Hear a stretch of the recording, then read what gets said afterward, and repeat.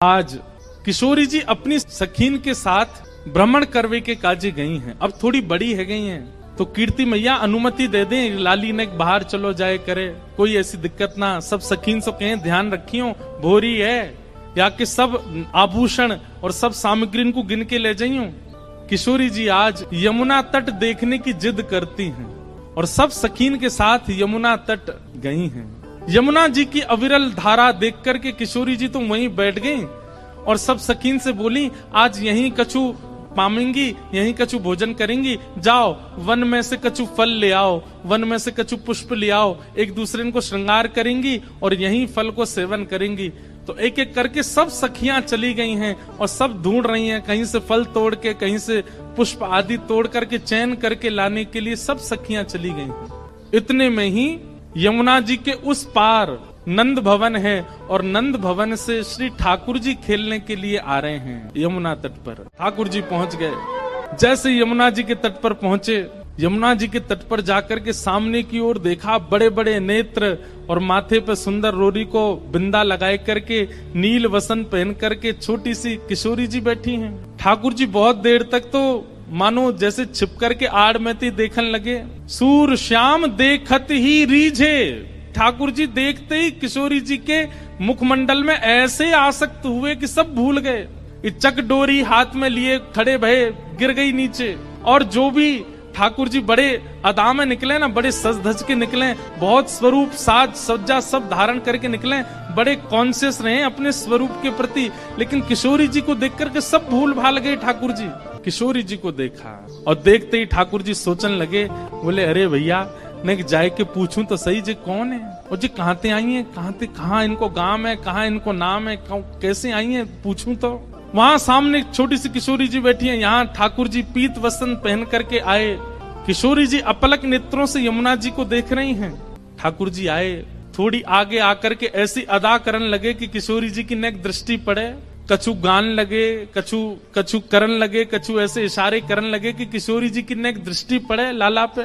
इतने में ठाकुर जी के स्वर सुनकर के किशोरी जी ने नेत्र उठाए करके देखो, और जैसे ही किशोरी जी की दृष्टि पड़ी ठाकुर जी पर, ठाकुर जी पूछ रहे हैं, अरे गोरी तुम कौन हो, आप कहाँ रहती हो, आपके पिताजी कौन है, और मैंने पहले तो आपको कभी देखो नहीं यहाँ पे, इतने बरस में यहाँ रहते भय है गए। तो किशोरी जी बोली, हाँ देखे में लग रहे हो कि 50 साल के तो होंगे तुम।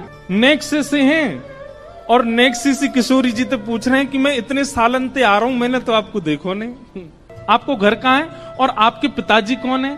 किशोरी जी बोली, अरे हम वृषभानु जी की लाली हैं और बरसानो हमारो घर है, वहीं रंग महल में हम रहमे, और यहाँ हमारो खेलवे को कोई प्रयोजन नहीं है, हमारो भवन इतना बड़ा हम वहीं खेलती रहे। अरे जब ते जन्म भयो तब ते आज तक हमने तो अपनो पूरा भवन देखो ही नहीं, इतना बड़ा भवन है हमारे पिताजी को, हमें कहा जरूरत पड़ी यहाँ आके खेलवे की। ठाकुर जी बोले, तो फिर अपने भवन में ही खेल लो, काई को आई हो यहाँ पे, यहाँ काई को डोल रही हो, ऐसी छोटी सी हो, कोई हरण करके ले जाएगा तुम्हारो। किशोरी जी बोली, वो तो आज सखीन को मन हो कि यमुना तट पे चलें, या हमारे हम उनके संग आए गई हैं, बाकी तो या स्थान में हमारे बरसाने में मना करी गई है कि जमुना तट और जमुना के पल्ली पार जानो ही नहीं है। ठाकुर जी बोले, वो काई को, बोले हमारे बरसाने में ऐसो कहमे कहा कि जमुना के तट पे और जमुना के पल्ली पार एक छोरा डोले, और वह छोरा को नाम तो मैं ना लूंगी, ऐसो सुनो वह को नाम गावे तो प्रकट है जाए। ठाकुर जी बोले, अच्छा कोई और पता, हाँ नंद जी को लाला है, वो नंद जी को छोरा, बा के पिताजी को नाम नंद है, वाके काजे हमारे पूरे बरसाने में ऐसो हल्ला है कि वो चोरी करे, माखन की दही की चोरी करे। अब भैया पहले तो चोरी छोटी छोटी वस्तुन की होवे, धीरे धीरे फिर चोर निपुण है जाए तो बड़ी बड़ी वस्तुन ने चोरी करे। अब हमें तो ऐसा लगे नंद जी को छोरा दही और माखन की चोरी करे, कहीं हम यहाँ आ गए, हम तो बड़े घर की बेटी हैं, हमारे गले में ऐसे सुंदर सुंदर नवलखा के हार हैं, हमारे कानन में ऐसे महंगे महंगे कुंडल हैं, हमारे ऐसे ऐसे कड़ूला हैं, कहीं वाको मन आ गया और सब हरण करके ले गए तो, या हमारे हम तो यहाँ आमे ही ना है वाके डर के मारे। इतने में ही ठाकुर जी नीची नजर करके सुनने बोले, अच्छा किशोरी जी बोली, अच्छा तुमने देखो वो नंद जी को छोरा, तुम जानो भाई।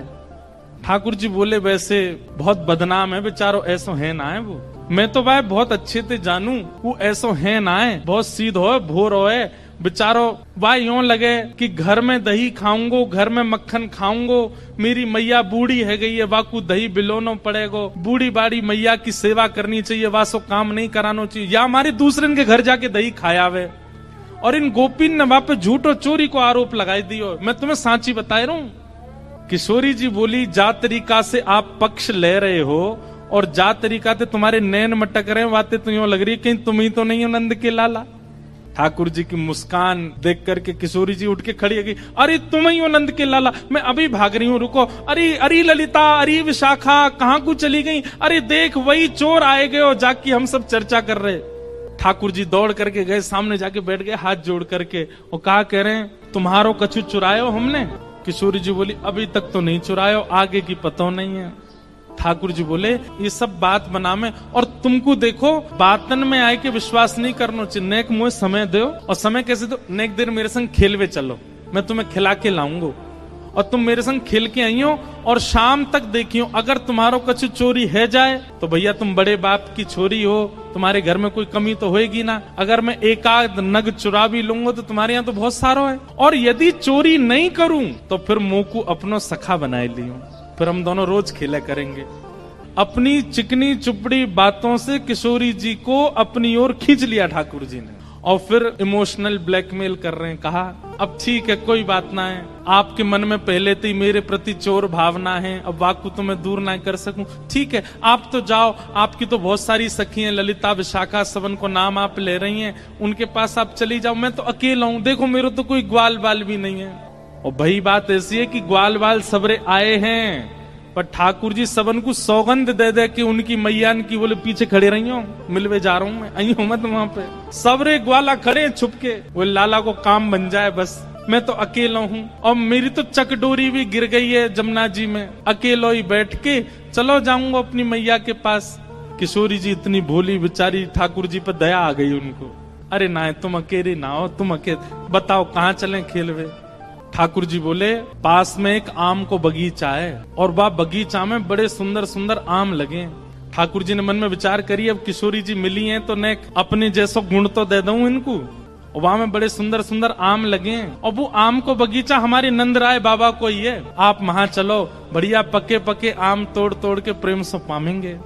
हाँ किशोरी जी बोली, हाँ चलो आम पावे चलेंगे। अच्छा, इस बीच खूब बात भई है ठाकुर जी और किशोरी जी की, हाथ पकड़ के दोनों जा रहे हैं। किशोरी जी बोली, अच्छा अपनो नाम तो बताए दो। ठाकुर जी बोले, मेरो नाम है कान कुंवर। किशोरी जी बोली, नाम तो बड़ो अच्छो है, लेकिन इतनो बड़ो है मुझे याद ना है रो। किशोरी जी भी कितनी बोली है, बोले मुझे याद ना है रो। ठाकुर जी बोले, अरे या में कौन सी बड़ी बात, देखो या को स्पर्श करो, जे कहा है, बोले कान, बोले बस या कान को स्पर्श करती तो मैं कान याद आ जाएगा, फिर कुंवर, कान कुंवर, कान ते मेरो नाम याद आ जाएगा। किशोरी जी बोली, हाँ तुम्हारो नाम याद आएगा। अच्छा तुम रहो कहाँ को? ठाकुर जी ने अपना पूरा पता बता दियो, जमुना जी पार करोगे सीधे जाओगे, वहां पे गोकुल आ जाएगो, वहां सबसे बड़ी हवेली जो है वो हमारी है, हमऊ बड़े बाप के लाला हैं, तुम बहुत देर से बता रही बड़े तुम्हारो महल है, ऐसो आंगन है, ऐसो सब है, सब बात है रही है। और किशोरी जी को हाथ पकड़ करके ले गए बगीचा में, एक आम को वृक्ष। ठाकुर जी ऊपर चढ़वे में निपुण कम है, और होंगे भी तो किशोरी जी के सामने आज दिखा रहे हैं, मुंह पे चढ़वो ना आवे ऊपर। 2-3 बार चढ़े फिर फिसल गए। किशोरी जी बोली, अरे तुम पे तो चढ़वो ना आवे, देखो मैं चढ़ के बताऊं। किशोरी जी बोले, हाँ आप चढ़ जाओ। किशोरी जी ऊपर चढ़ गई। ठाकुर जी बोले, प्रथम मिलन हुआ है, पहले मिलन में अपनी छाप नहीं छोड़ी तो हम काय बात के कन्हैया, अब आ जाओ ऊपर। ठाकुर जी बोले, अरे श्यामाजू, अगर मैं ऊपर आ जाऊंगा और फिर आम तोड़ेंगे तो नीचे पकड़ेगा कौन, और हम आम तोड़ेंगे नीचे गिर के सब फट जाएंगे तो पामेंगे कैसे? किशोरी जी बोली, हाँ बात तो सही है, तो कहा करें? ठाकुर जी बोले, मैंने अपनी पीताम्बरी खोल ली, आप ऊपर ते आम घेरो। किशोरी जी बोली, हाँ ये अच्छा। नीचे ठाकुर जी खड़े हैं, किशोरी जी आम तोड़ रही हैं, खूब सारे आम तोड़ लिए, ये बारो निकारो वो बारो निकारो। ठाकुर जी नीचे तो ही बता रहे हैं, किशोरी जी ढूंढ ढूंढ के आम दे रही है नीचे। इतने में ललिता विशाखा ढूंढ रही हैं हमारी किशोरी जी कहाँ चली गई, और ढूंढते ढूंढते ढूंढते उनको दूर वृक्ष पर नील पोशाक धारण करी भाई किशोरी जी दिख गई कि ऊपर चढ़ी हुई हैं वहां पे। यहाँ ते ललिता विशाखा दौड़ी, ठाकुर जी को पता चल गई कि ललिता विशाखा आ रही ऊपर ते। किशोरी जी बोली, ये सब मेरी सखियां सबरी आ रही हैं, अभी इनको भी आम खमामेंगे। ठाकुर जी बोले, ये 8 और ये 9 और मैं 10वो, और आम उतर के आए 5। या को मतलब पहले तो यही पामेंगी और बाकी इनकी सबरी चतुर सखी ये सबरी पा जाएंगी, मुंह को कहा मिलेगो। सो ठाकुर जी ने कहा कियो, हे श्यामाजू जे आम ने गंदे से है गए, मैं इनको जमुना जी में धोके ला रहा हूँ भाई। किशोरी जी बोली हाँ हाँ चले जाओ। ठाकुर जी आम लेके गए और बगीचा संभालवे वालो जो माली हतो का वहां से जाके बोले, अरे तू पूरे दिन सोतो रे, बाबा ने यहाँ बगीचा में तू को रखवाली करवे को रखो है। अरे नाय लाला ऐसी बात ना, तेरी बाबा तो जाके शिकायत करूंगा। नाय कछु मत कहियो। देख 9 चोरनी आई है हमारे बगीचा में और सबरी आम चुरा चुरा के ले जा रही, मैं छीन के लाया हूं उनते। 8 तो नीचे उतरी आई, एक अबे ऊपर चढ़ी हुई है, जा देख ले उन्हें। इतने में ही महाराज बगीचा को मालिक आयो, आकर के जैसे ही माने जो दूर से चिल्लाना शुरू, अरे चोर आ गए चोर आ गए। इतने में ललता विशाखा आई, जल्दी तो किशोरी जी को नहीं। किशोरी जी बोली अरे वो कान कुंवर आए रहे होगो, कान कुंवर आए रहे होगो। ललता जी बोली भागो यहाँ ते, जान बचाओ। जैसे तैसे किशोरी जी को लेकर के भागी वहां थे। ठाकुर जी प्रेम से अब आनंद में आगे बोले, हाँ अब नेक बढ़िया हुआ ना, छाप छूट गई नेक। ये प्रथम लीला है, प्रथम मिलन है किशोरी जी और ठाकुर जी का। लेकिन ठाकुर जी ने लीला तो कर दी, लेकिन यहाँ स्थिति ये हो गई कि ठाकुर जी वापस गए और ठाकुर जी के मन में किशोरी जी की रूप माधुरी ऐसी बस गई है, वो नेत्र, वो नासिका, वो मुखमंडल, वो कान, वो चाल, वो बोली, वो सब ठाकुर जी के मन में ऐसी घर करके बैठ गई है कि अब कोई और सुहा नहीं रहा है।